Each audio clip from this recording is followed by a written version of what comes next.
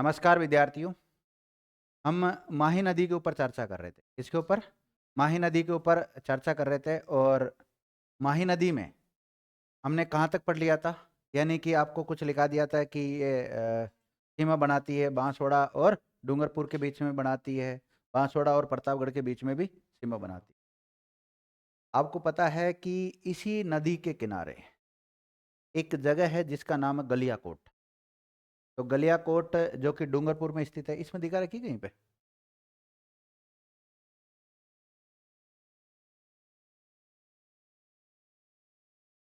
चलो वैसे मान लेते हैं हम, ठीक है, डूंगरपुर में।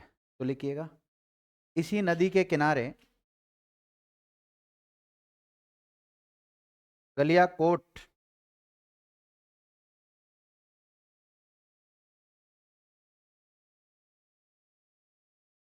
स्थित है। क्या स्थित है इसी नदी के किनारे? गलियाकोट भी।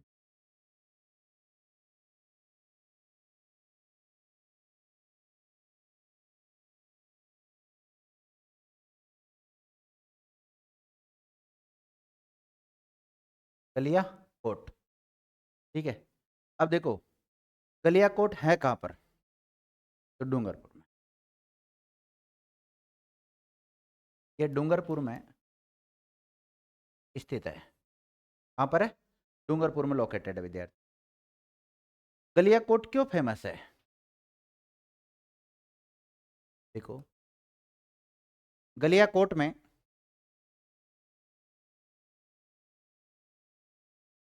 संत फकरुद्दीन, कौन सा? संत फकरुद्दीन की मजार है। इसकी है? संत फखरुद्दीन की मजार है।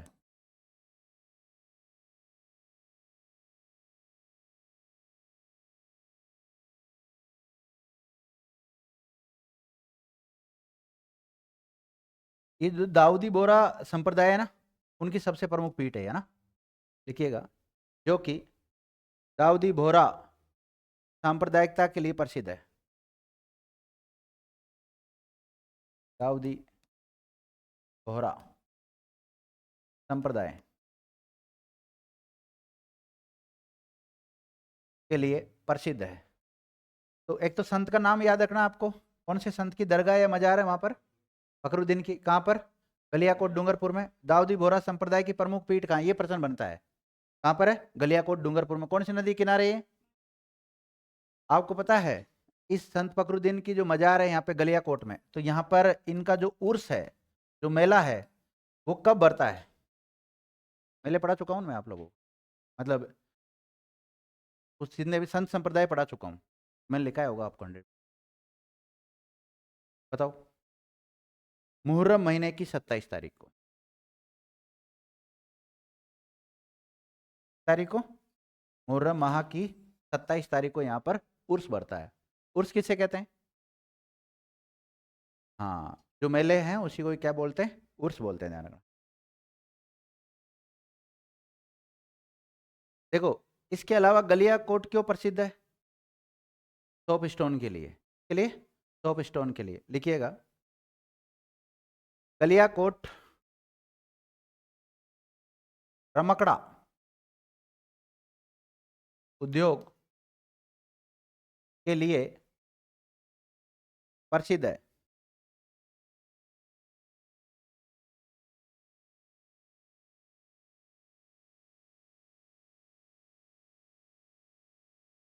इसके लिए प्रसिद्ध है, रमकड़ा उद्योग के लिए प्रसिद्ध है, जहां पर अब देखो इसको रमकड़ा उद्योग के अंतर्गत क्या होता है? घिया पत्थर और सोप स्टोन बोलते हैं उसको। क्या बोलते हैं? सोप स्टोन का प्रयोग किया जाता है। इसके लिए प्रसिद्ध है ये क्षेत्र गलियाकोट। रमकड़ा उद्योग के लिए फेमस है। रमकड़ा उद्योग को रेखांकित करो। रमकड़ा उद्योग में सोप स्टोन ब्रैकेट में घिया पत्थर का प्रयोग किया जाता है।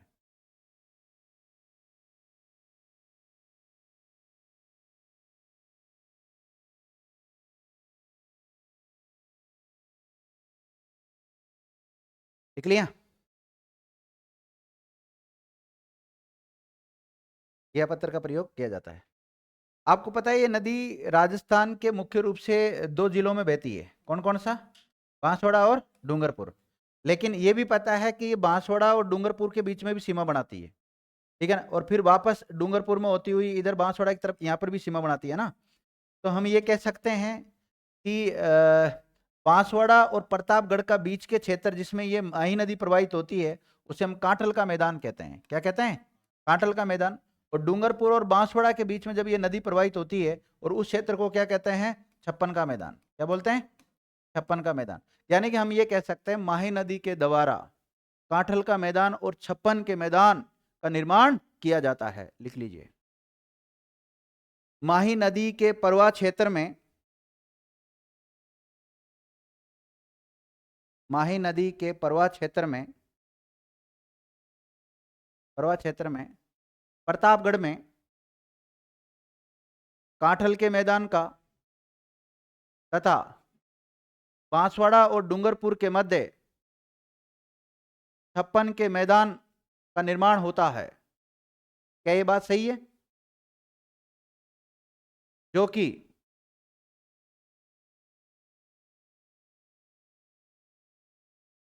राजस्थान के भौतिक विभाजन के पूर्वी मैदानों का हिस्सा है। किसका है? पूर्वी मैदानों का हिस्सा है। माही बेसिन क्षेत्र आता कि नहीं आता? राजस्थान को कितने भौतिक प्रदेशों में विभाजित कर रखा है?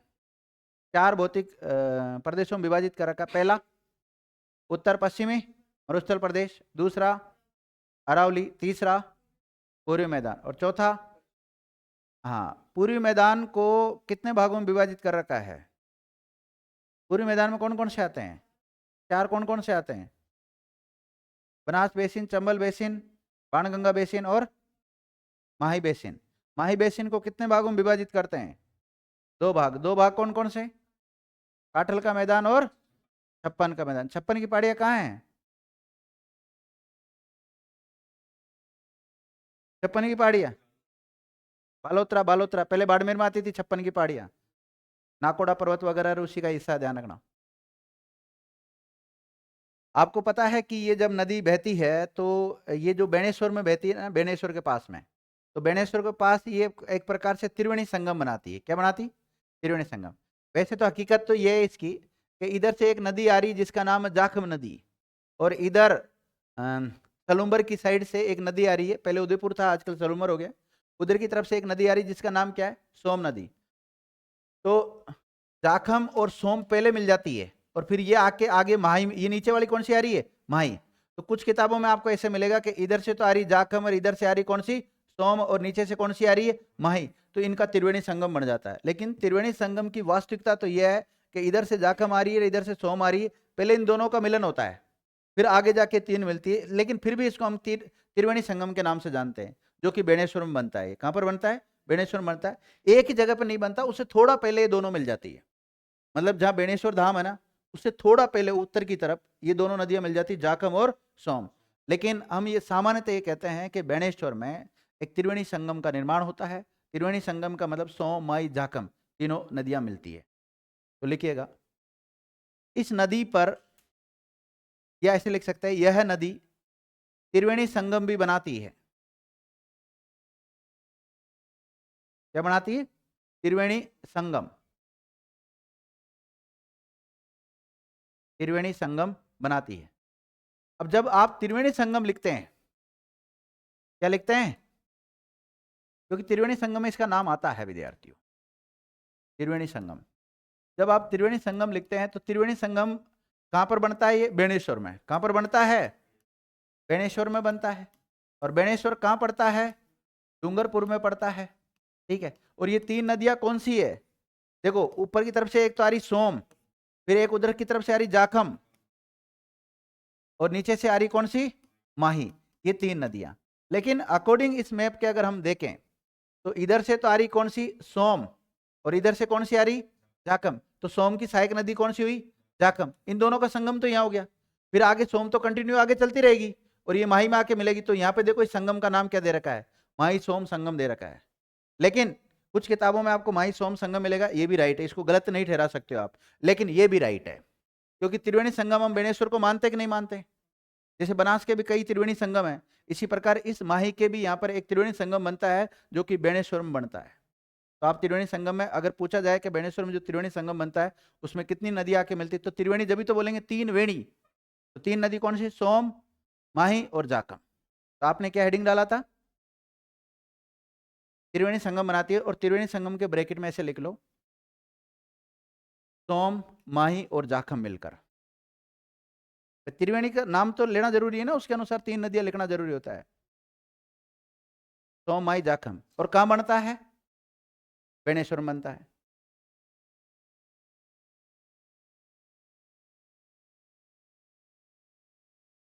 ठीक है। अब देखो विद्यार्थियों, थोड़ा सा आपको समझना होगा वास्तविकता क्या है। तो सोम की सहायक नदी कौन सी है? जाखम। और फिर सोम आगे जाके खुद किस में मिल जाती? तो यानी कि माही मेन नदी है, और माही की सहायक नदी कौन सी है? सोम। और सोम की सहायक नदी कौन सी? जाखम है। वास्तविकता तो ये है। और कई बार आपको ये भी देखने को मिलता है कि माही की जो सहायक नदियां हैं वो सोम और जाखम है, इनको स्वतंत्र रूप से भी माना जाता है। लेकिन स्वतंत्र तो है दोनों, लेकिन उस इसमें मिलने से पहले कुछ समय पहले ही किस में मिल जाती है? सोम में मिल जाती है जाखम। तो ऐसे लिखो, एक नोट डालो, बेणेश्वर त्रिवेणी संगम से पहले ही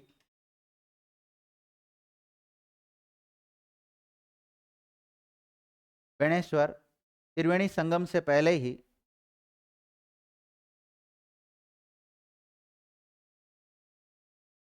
जाखम नदी प्रतापगढ़ की तरफ से आती है ना, जाखम नदी सोम में मिल जाती है,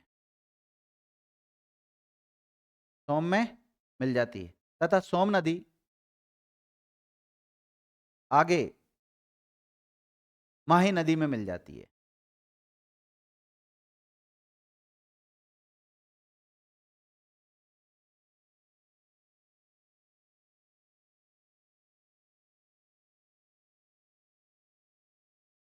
अब देखो, यहां पर जब ये तीनों नदियां आके मिल रही है, हम इसको त्रिवेणी संगम नाम दे दिया वैसे, है ना।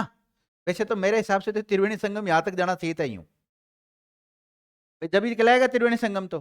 बाकी ये तो दो वेणी संगम बोल सकते हो आप इसको, बाकी त्रिवेणी संगम तो बन ही नहीं रहा। यहां बनाओगे तो भी दो ही मिल रही है, और यहां बनाओगे तो भी दो ही मिल रही है। लेकिन ठीक है, किताबों में लिखा हुआ है, इसको मानते भी आए हैं तो हमको इसको पूरे को मानना पड़ेगा त्रिवेणी संगम। मेन तो हम देख लेते हैं बेणेश्वर धाम। क्या देख लेते हैं? क्या इसी नदी के किनारे पर जो त्रिवेणी संगम है इसके पास में ही क्या है? बेणेश्वर धाम है। तो अब लिखिएगा, माही नदी के त्रिवेणी संगम में ही, माही नदी के त्रिवेणी संगम में ही बेणेश्वर धाम भी स्थित है। कौन सा धाम? बेणेश्वर। शिव शंकर भगवान की क्या होगी यहां पर? मूर्ति होगी। होगी कि नहीं? बेणेश्वर, ईश्वर आ रहा लास्ट में, तो जिनके भी अंत में लास्ट आता है वो ज्यादातर शिव की मूर्ति होती है वहां पर, है ना। तो अब आप लोग हेडिंग डाल लें, बेणेश्वर धाम।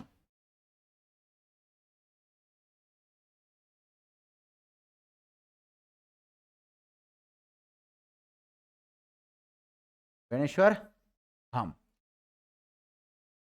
अब देखो, बेणेश्वर धाम है कहां पर? अगर आपसे जिला पूछे तो क्या बताओगे? डूंगरपुर। लेकिन प्रॉपर जगह पूछे तो प्रॉपर जगह लिखो विद्यार्थियों, नवाटापुरा। नवाटापुरा गांव।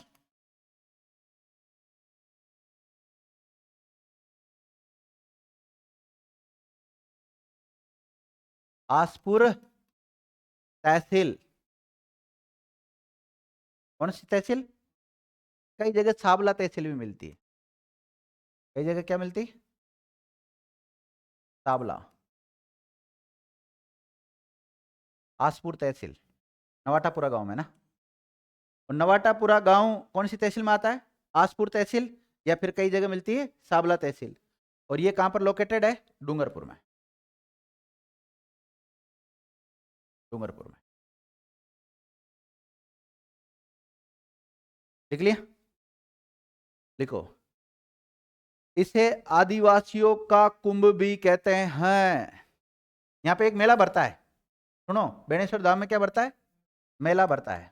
पहले मेला लिख लो। इसका मेला कब बढ़ता है? माघ पूर्णिमा को बढ़ता है। और जब इसका मेला बढ़ता है तो इसको क्या बोलते हैं? आदिवासियों का कुंभ। आदिवासियों का कुंभ भी कहते हैं इसको, आदिवासियों का कुंभ। लिखो, इसे वागड़ का पुष्कर भी कहते हैं। बेणेश्वर धाम को क्या कहते हैं?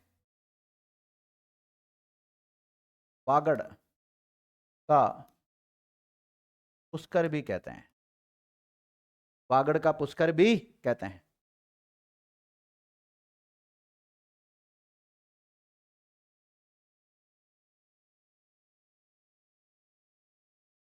यहाँ पे विद्यार्थियों खंडित शिवलिंग की पूजा होती है। किसकी? खंडित शिवलिंग की पूजा होती है। देखो यहाँ पर खंडित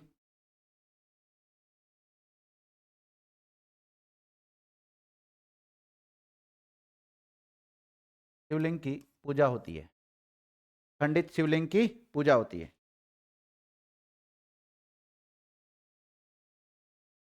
इस मंदिर का निर्माण किसने कराया था? महारावल आस्करण ने। किसने कराया था? महारावल, डूंगरपुर के शासक थे आस्करण, उनके द्वारा कराया।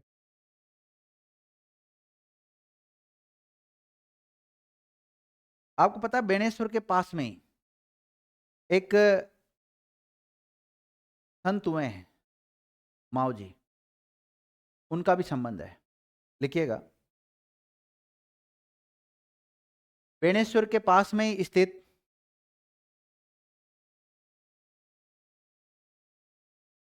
बेणेश्वर के पास में ही स्थित साबला गांव। कौन सा गांव?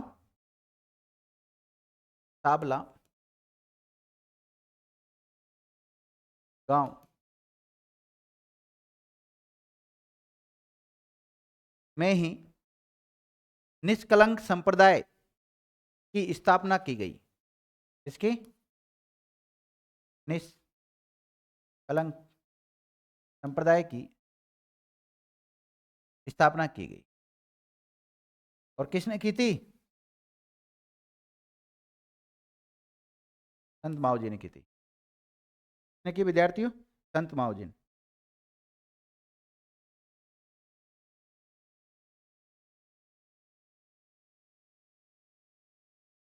देखो, इस माही नदी के किनारे ही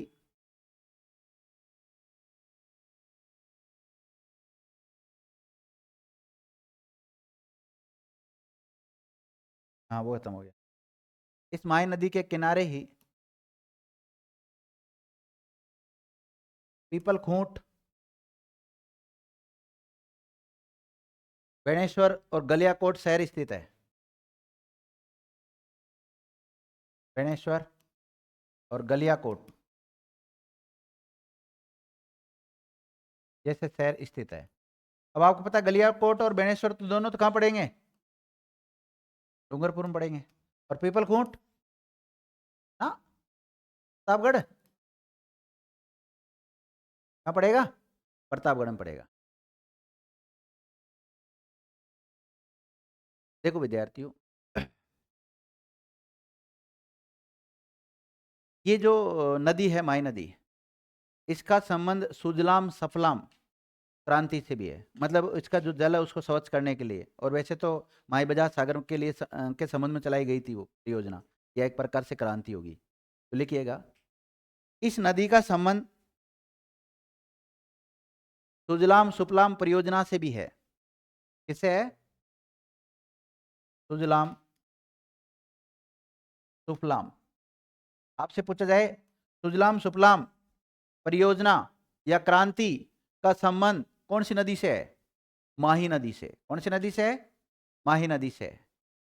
और वैसे तो माई बजाज सागर जो डैम है ना, उसमें चलाई गई थी, उसके सफाई के लिए चलाई गई थी ये।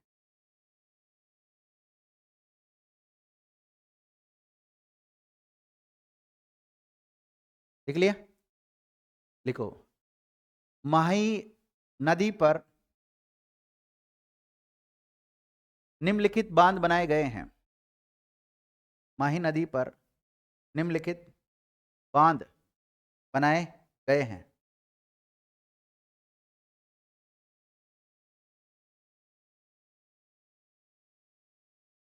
माही नदी पर निम्नलिखित बांध बनाए गए हैं।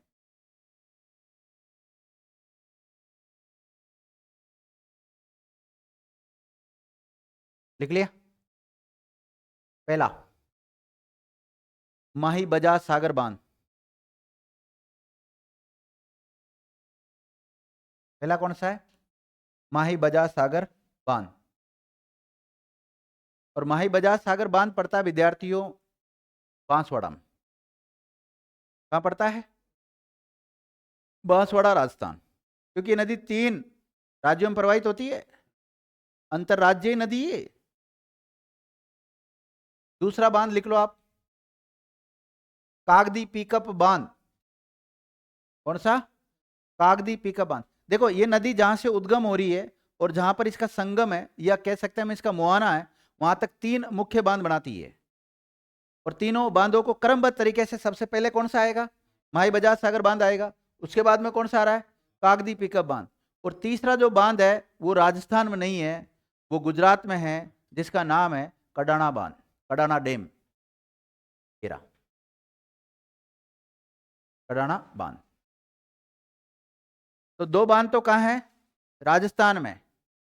और एक बांध कहां है? गुजरात में। कागदी पिकअप बांध बांसवाड़ा। पिकअप बांध क्या होता है? पिकअप बांध लिफ्ट से जो पानी चला, वो लिफ्ट नहर जैसा वाला सिस्टम ही होता है, कागदी पिकअप बांध।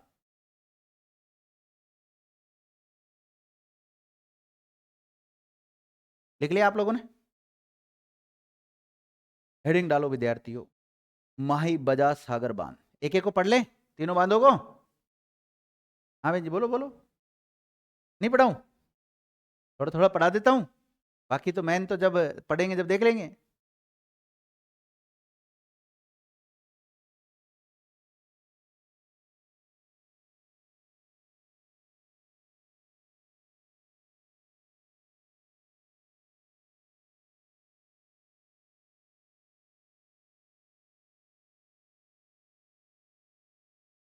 माही बजाज सागर बांध। देखो विद्यार्थियों, ये बताओ मुझे, तो माही बजाज सागर बांध एमपी में है, राजस्थान में है, या गुजरात में है? राजस्थान के कौन से जिले में है? बांसवाड़ा में कौन सी जगह पर है? बोरखेड़ा। कहां पर है? बोरखेड़ा। तो सबसे पहले इसकी स्थिति लिख लो।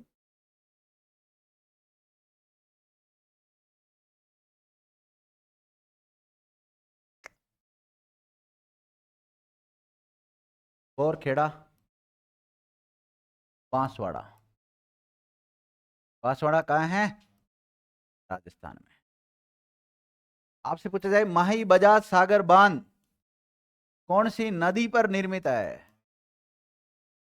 तो माही नदी पर। कौन सी नदी पर है? माही नदी पर है विद्यार्थियों। राजस्थान में एक स्वतंत्रता के समय एक स्वतंत्रता सेनानी हुए हैं, जिनका नाम है जमनालाल बजाज। उन्हीं के नाम पर इस बांध का नाम रखा गया है। तो लिखिएगा, इस बांध का नामकरण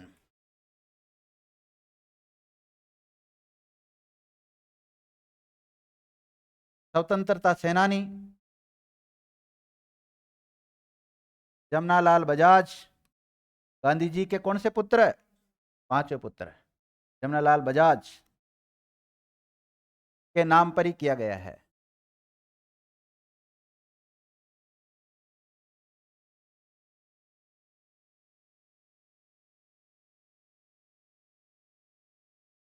गांधी जी के 5वें पुत्र माना जाता है इनको। हाँ, सेठ था।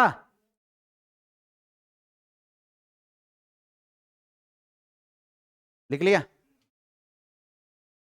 लिखिएगा, ये जो माही बजाज सागर बांध बनाया है, यह माही बजाज सागर जो परियोजना, बात है नहीं रे पवन, माही बजाज सागर बांध या माही बजाज सागर जो परियोजना बनाई है, ये केवल राजस्थान की योजना नहीं है, ये 2 राज्यों की संयुक्त परियोजना है। ना ना ना ना, गुजरात और राजस्थान, गुजरात और एमपी से तो आगे नदी, उल्टा कुछ नहीं भेज रहे, या तो गुजरात वाले फायदा लेंगे या फिर राजस्थान वाले फायदा लेंगे। लिखिएगा, यह परियोजना, कौन सी परियोजना? माई बजाज सागर बांध परियोजना। यह परियोजना राजस्थान और गुजरात की संयुक्त परियोजना है, संयुक्त परियोजना है, राजस्थान और गुजरात की। ब्रैकेट में लिख लेना। देखो, लंबाई लिखो इस बांध की 3109 मीटर नहीं है?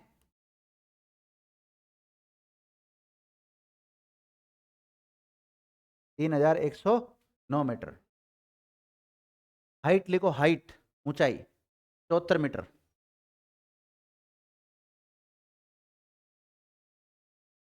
चौहत्तर मीटर।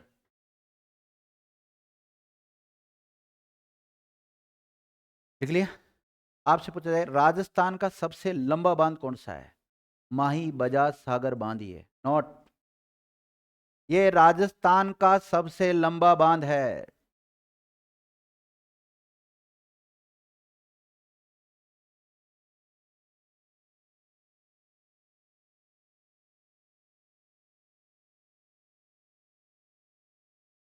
ये राजस्थान का सर्वाधिक लंबा बांध है। लिख लिया? देखो, उसके अलावा अगर हम देखें जल भराव की दृष्टि से, तो जल भराव की दृष्टि से राजस्थान का दूसरा सबसे बड़ा बांध है। लिखो, जल भराव की दृष्टि से, जल भराव की दृष्टि से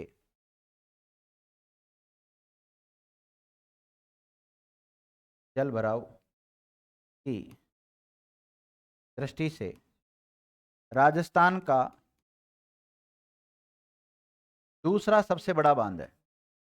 कैसा है? दूसरा सबसे बड़ा बांध है।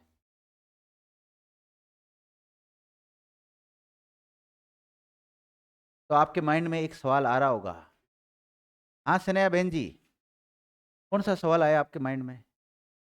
क्या? तो फर्स्ट कौन सा सर, ये बताओ फिर।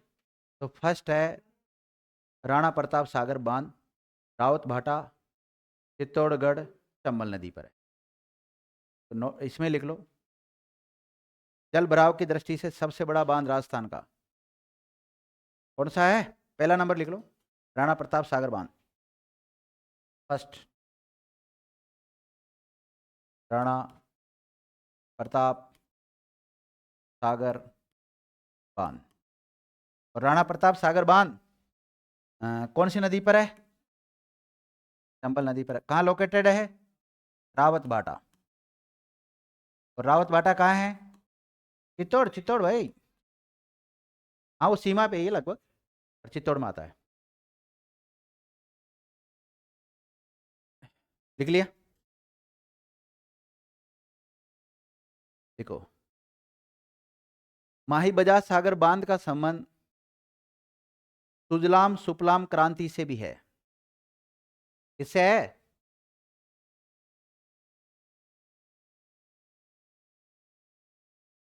सर आपने तो कहा था नदी का संबंध है, तो नदी पे ही तो बांध बना हुआ है। सुजलाम सुफलाम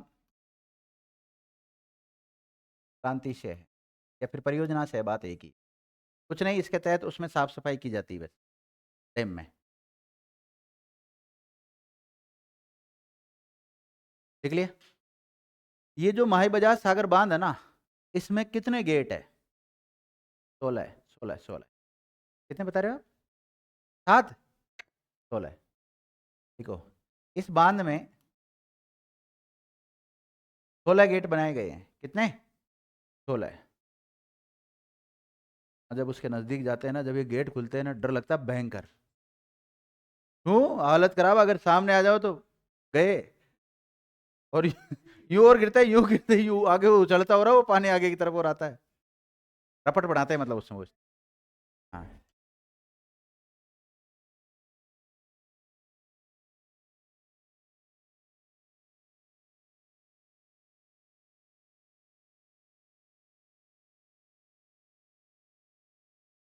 लिख लिया विद्यार्थी?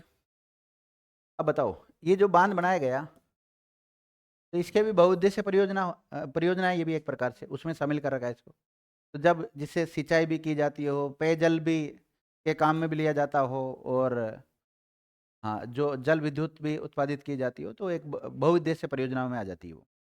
तो इससे भी सारा काम किया जा रहा है, और ये मुख्य रूप से दो के बीच में संयुक्त परियोजना है। कैसी परियोजना है ये? संयुक्त परियोजना है। किस किस के बीच में? राजस्थान और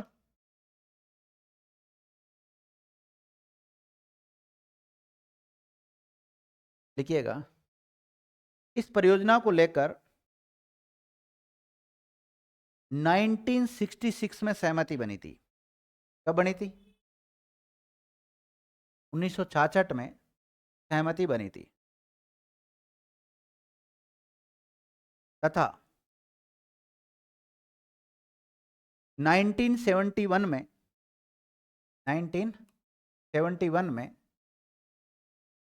TWC के द्वारा इसे स्वीकृति प्रदान की गई। तो माही बजाज सागर बांध बनाया जाएगा, तो इसको जो CWC है उसके द्वारा स्वीकृति कब दी थी? 1971 में दी थी विद्यार्थी। अब तुम्हारे माइंड में एक चीज और आ गई, CWC का पूरा नाम बताओ, लिख लो। Central water commission. हिंदी में बताओ, केंद्रीय जल आयोग। केंद्रीय जल आयोग। तो केंद्रीय जल आयोग ने कब सहमति दी थी, अपनी स्वीकृति कब प्रदान की थी इसे? 1971 में। और दोनों राज्यों में सहमति कब बनी थी? 66 में। 1966 में बनी थी विद्यार्थियों। अब देखो, ये जो डैम बनाने का कार्य शुरू हुआ वो हुआ 1972 में। देखो, इस परियोजना का कार्य शुरू 1972 में हुआ।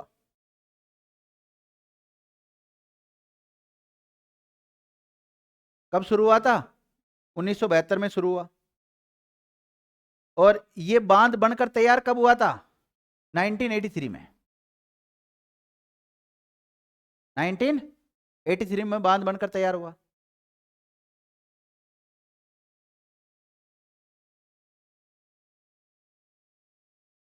लिख लिया विद्यार्थी? अगला फैक्ट लिखो। अब ये राष्ट्र को कब समर्पित हुआ, हमारे देश को कब समर्पित हुआ ये डैम? तो 1983 में ही होगा। और उस समय 1983 में भारत के प्रधानमंत्री कौन था?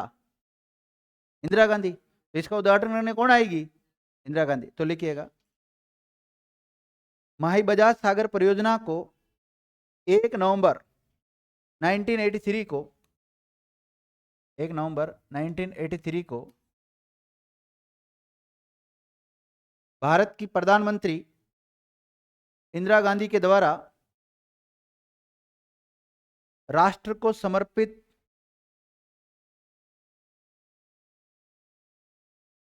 किया गया, या कर दी गई, राष्ट्र को समर्पित कर दी गई। देखिएगा, ये परियोजना 3 चरणों में पूरी हुई। कितने चरणों में पूरी हुई थी? 3 चरण लगे थे भाई इसमें। 3 चरणों में पूरी हुई थी।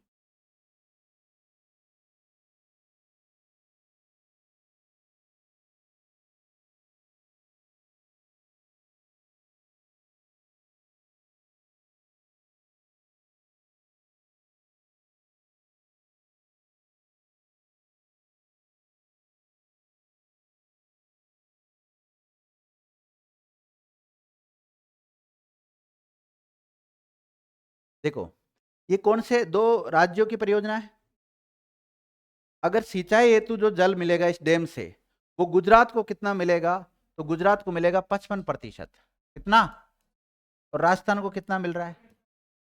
45%। और इससे जो विद्युत उत्पादित होगी, जिसे हम कहते हैं जल विद्युत, तो जल विद्युत का 100% किसको मिलेगा? राजस्थान को। और उधर कुछ नहीं, शून्य, जीरो। लिख लो, लिखो। सिंचाई जल राजस्थान को 45% और गुजरात को 55%। लिखो ना, क्या देख रहे हो? सिस्टम क्या समझना, मैं फैक्ट लगा देता हूं। ऐसे लिखो, सिंचाई जल राजस्थान को 45% और गुजरात को 55%। और विद्युत लिख लो, राजस्थान को 100% और गुजरात को 0%। जीरो।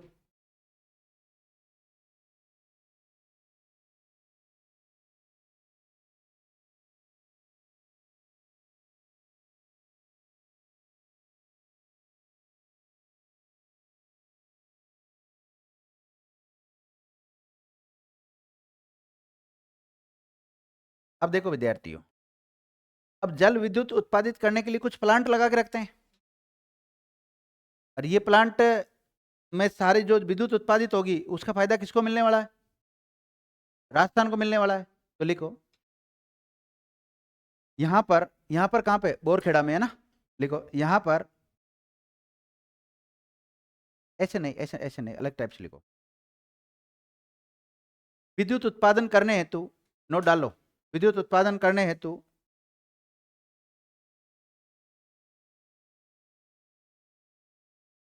दो पावर हाउस,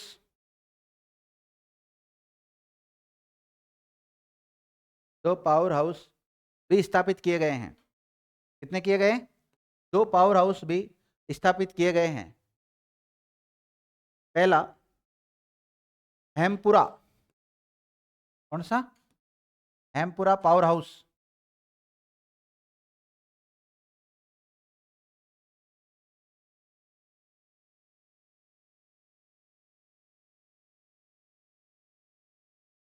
पहला कौन सा?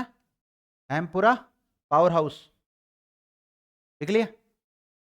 और यहां पे विद्यार्थियों 25-25 मेगावाट की दो यूनिट लगा रखी है। क्या लगा रखी है? तो कितनी मेगावाट यहां से उत्पन्न होगी? 50 हो जाएगी ना। 25-25 की दो यूनिट है, तो कितनी हो जाएगी? 50 मेगावाट। तो उत्पादित कहां से की जा रही है? हेमपुरा से। 25-25 की दो यूनिट लगा रखी है। ठीक है। इसके अलावा एक दूसरी जगह हो रहा है, उसका नाम है लिलवनी। कौन सी? लिलवनी, माही, सेम सेम चीज, सेम। माही बजाज, नहीं सॉरी, माही पावर हाउस। और यहां पर 45-45 मेगावाट की दो यूनिट लगा रखी है। 45 इंटू 2, तो कितनी हो जाएगी? 90। तो टोटल एनर्जी कितनी प्रोडक्ट हो रही है यहां से? देख लेना एक बार और, कंफर्म। हाँ, तो जल विद्युत 140 मेगावाट उत्पादित होती है। और 140 मेगावाट को कौन यूज लेता है? राजस्थान यूज लेता है। अब लिख लो, तुम्हारे हिसाब से कैसे लिखना चाहते हो? नहीं आया समझ में आपके? हाँ,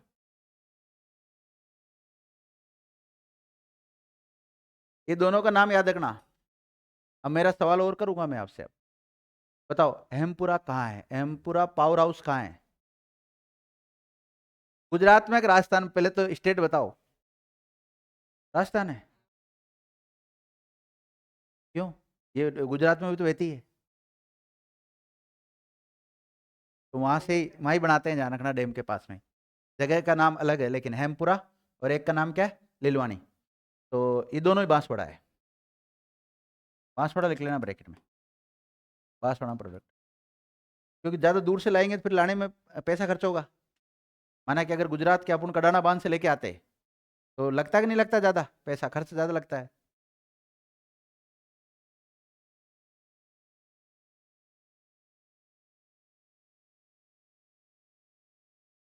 हैं? लिलवानी या लिलवनी?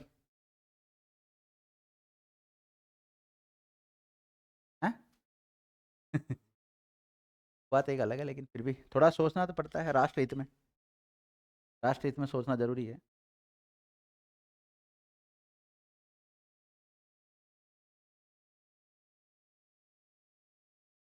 सोच लिया?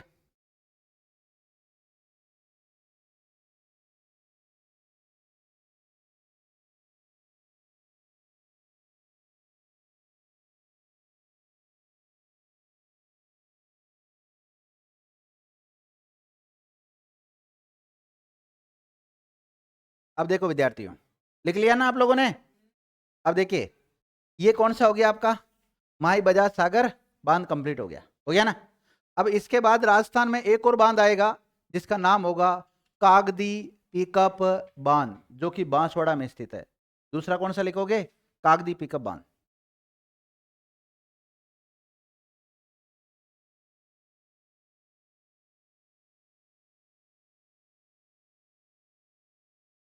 कागदी पिकअप बांध।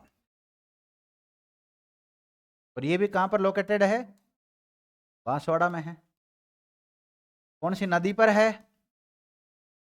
माही नदी पर है।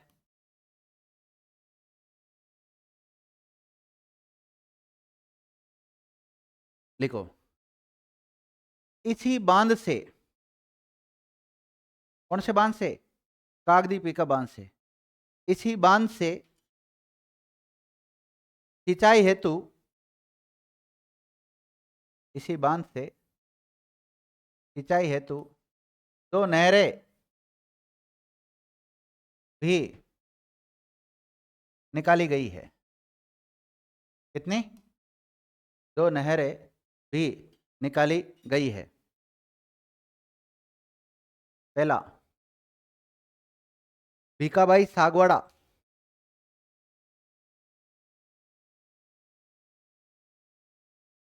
भीखाबाई सागवाड़ा नहर परियोजना। पहली कौन सी?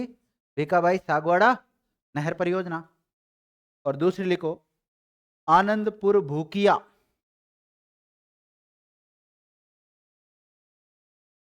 आनंदपुर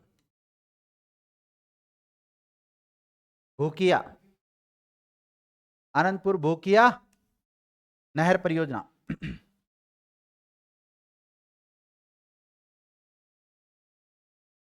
दो पार्ट मैंने थोड़ी करवाया, मैंने तो नाम लिखा है केवल।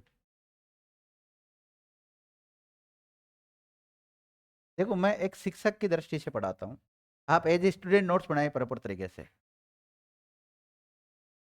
अब मैं एज ए स्टूडेंट सारे फैक्ट तो नहीं लिख सकता, मैं तो कोड बोर्ड में लिखूंगा।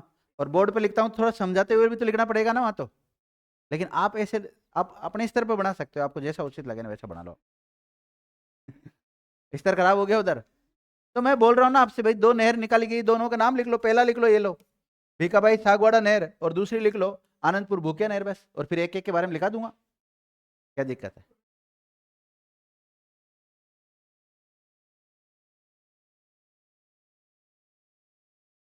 देखो, आपसे पूछा जाए विद्यार्थी, कागदी पिकअप बांध खुद कहाँ है? बांसवाड़ा में। आपसे पूछा जाए ये भीखाबाई सागवाड़ा नहर जो निकाली गई है, वो कौन सी नदी से निकाली गई है? माही नदी से निकाली गई है, लिखिएगा। ये नहर, एक एक को डाल लो, हेडिंग डालो एक। और अगर आप ऐसे भी पढ़ रहे हो ना दो पार्ट करते हुए, तो दो पार्ट भी कर सकते हो आप, वो तुम्हारी इच्छा है।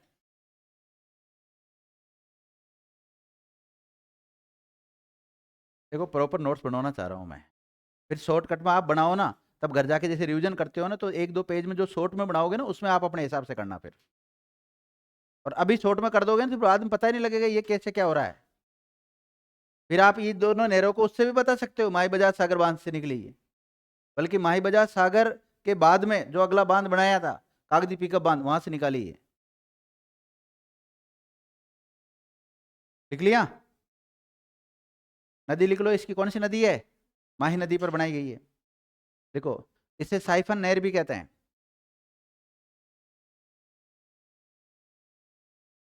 इसे साइफन नहर भी कहते हैं।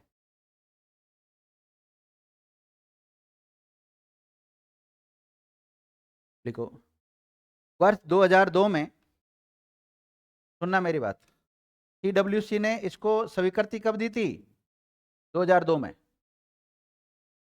ऐसे लिखो, वर्ष 2002 में TWC के द्वारा स्वीकृति दी गई। TWC बताया था ना अभी, केंद्रीय जल आयोग। तो केंद्रीय जल आयोग ने इस नहर को स्वीकृति कब दी थी? 2002 में। लिखो, इसकी कुल लंबाई लिख लो, 71 किलोमीटर। इस नहर की लंबाई कितनी है? 71 किलोमीटर है।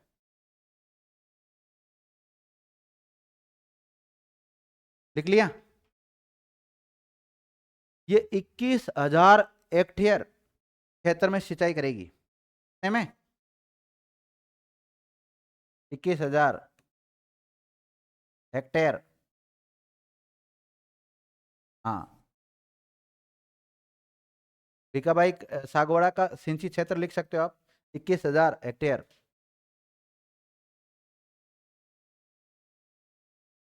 लिख लिया? अब आ जाओ, आनंदपुर भूकिया नहर परियोजना। दूसरी कौन सी है? आनंदपुर भूकिया नहर परियोजना। लिख लिया?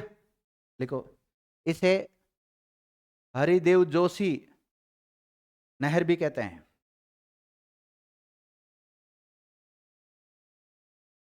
राजस्थान के सीएम रह चुके हैं हरिदेव जोशी।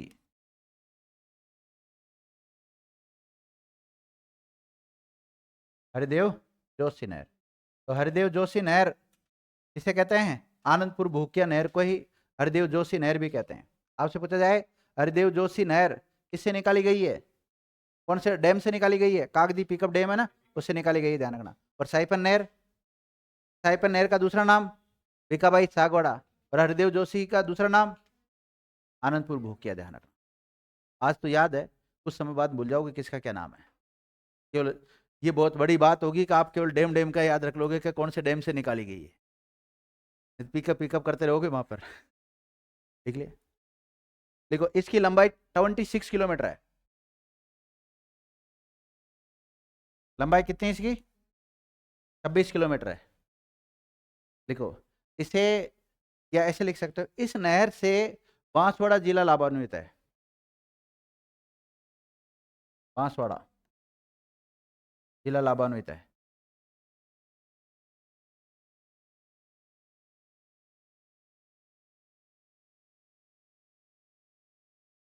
लिख लिया? अब तीसरा डैम कौन सा आएगा? कडाना बांध।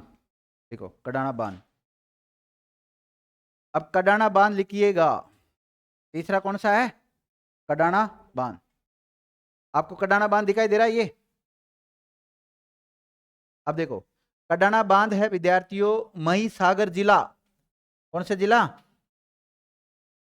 महिसागर जिला। महिसागर जिले में है ये।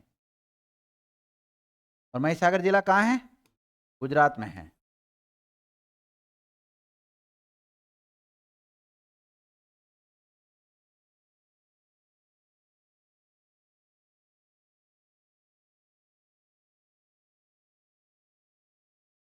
आपसे पूछा जाए, कडाना बैंक वाटर्स कहाँ है? कडाना बैंक वाटर्स, यही तो गलती है। आपसे पूछा जाए कडाना बांध कहाँ है? गुजरात, महिसागर जिला। लेकिन कडाना बैंक वाटर्स राजस्थान के डूंगरपुर जिले में स्थित है। नोट डालो, नोट। जबकि कडाना बैंक वाटर्स डूंगरपुर में स्थित है।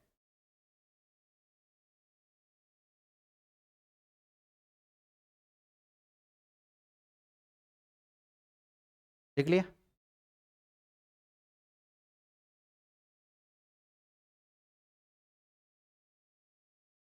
एक विद्यार्थियों, इस दक्षिणी राजस्थान की तरफ कह सकते हैं हम, यहाँ पे एक परियोजना चलाई गई है, और उस परियोजना का नाम है आजीविका मॉडल परियोजना। कौन सी है? पॉइंट डालो छोटा सा। कौन सा? हो गया, हो गया, वो खत्म हो गया। तीसरा छोटा ही है, आजीविका मॉडल परियोजना। ये नोट डाल के लिखना है ना, आजीविका मॉडल परियोजना। इसका संबंध माई बजाज सागर बांध से इसलिए लिखा रहा हूं मैं, आजीविका मॉडल परियोजना।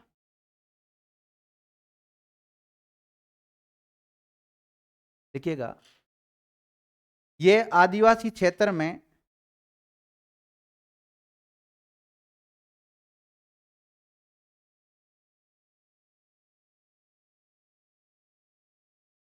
ये आदिवासी क्षेत्रों में, इसमें आदिवासी क्षेत्रों में चलाई जा रही है। कौन से क्षेत्रों में चलाई जा रही है? आदिवासी क्षेत्रों में चलाई जा रही है, जिसका मुख्य उद्देश्य,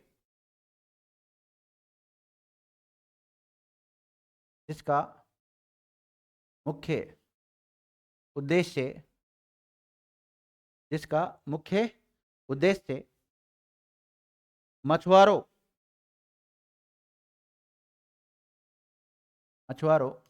को रोजगार, मछुआरों को रोजगार उपलब्ध कराना है। आजीविका मॉडल परियोजना कौन से क्षेत्र में चलाई जा रही है? आदिवासी क्षेत्रों में। और इसका उद्देश्य क्या है? मछुआरों को रोजगार उपलब्ध कराना है। देखो, यह परियोजना निम्न क्षेत्रों में संचालित है।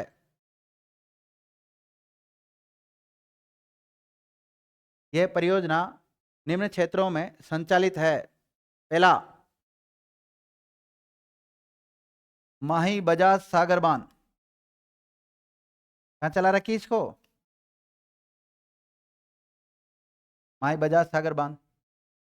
दूसरा, जयसंबर झील, जयसमंद झील, इसे हम डेबर झील भी कहते हैं। क्या कहते हैं? डेबर झील। कहाँ है बताओ? अच्छा, उदयपुर में थी पहले, वर्तमान में कहाँ पहुंच गई? सलूम्बर। पहले पूर्व में, पहले लिख देता हूं, पूर्व में तो आप पूर्व दिशा समझ लोगे, और ये वर्तमान में ही आया। मुझे विश्वास है आप लोगों के ऊपर, आप क्या करने वाले हैं। देख लिया? इसके अलावा ये जो परियोजना चला रखी है, आजीविका मॉडल परियोजना, ये इसमें भी चला रखी है, कडाना बैंक वाटर्स में भी।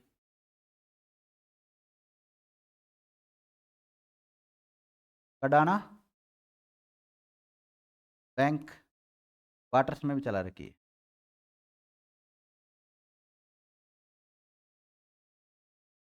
देखो, माई बजाज सागर बांध कहाँ है? बांसवाड़ा। जयसमंद झील कहाँ है? सलूम्बर। अब सलूम्बर कहाँ पे? और कडाना बैंक वाटर्स कहाँ है? ये डूंगरपुर। ठीक है, अब लिखिएगा आप लोग, माही नदी की सहायक नदियां, माही की सहायक नदियां, माही की सहायक नदियां। लिखो, सोम, जाखम डायरेक्ट नहीं, लेकिन फिर भी माननी पड़ेगी। जाखम, अनास,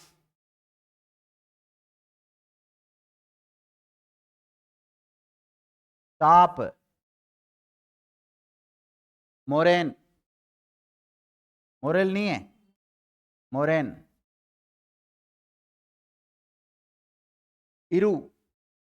कौन सी? इरू। ऐराव, हाँ, और भादर। ये तो लिख ही लो विद्यार्थी। लिख लिया? कौन कौन सी लिखी? सोम, जाखम, अनास, ताप, मोरेन, इरू, एराव और भादर। यह है माई की सहायक नदियां। अब नेक्स्ट क्लास में हम चर्चा करेंगे माई की सहायक नदियों के ऊपर। आज की क्लास को यहीं विराम देते हैं। धन्यवाद विद्यार्थी।